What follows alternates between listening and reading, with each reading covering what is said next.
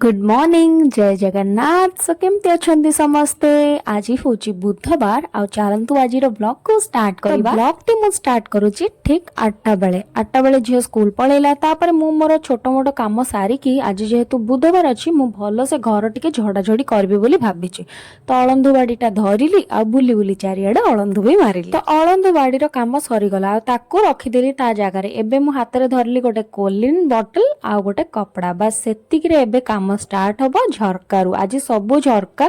Clean करा हबो सो bedroom रु ही स्टार्ट करूची ड्रेसिंग टेबल ऊपरटा भी बहुत धूली हेतला ताको भी ऑर्गेनाइज करके भल्लो से डस्टिंग करनेली तापर मो बेड को मु टिके ऑर्गेनाइज कर देली देन आसी गले किचन को किचन झरका रे कोन कम हळंदु ना कोन प्रबल हळंदु लागितिला तो समय अभाव रु गोटे घंटा भितर मो द्वारा जी संभव आज मो द्वारा से कम तो मुझे डाइनिंग एरिया दीटा झरका मतलब बेडरूम झरका और रोसे घर झरका एति बस क्लीनिंग जहाँ बाकी रहा से सब पर केत फांका कर तो देन चलो मुझे डस्टिंग वस्टिंग करदेवी जहाँ सब अळंधु बाहर से सब ओले ओले सब साइड करदेली मुझे चलली मोर डिटॉक्स करने डिटॉक्स वाटर ऑलरेडी साइड रे बसई देइतली सेटा भी ऑलरेडी फुटिके हो जाइथिबो बसिकी मोर डिटॉक्स एंजॉय करुची आउ रहिली जय जगन्नाथ।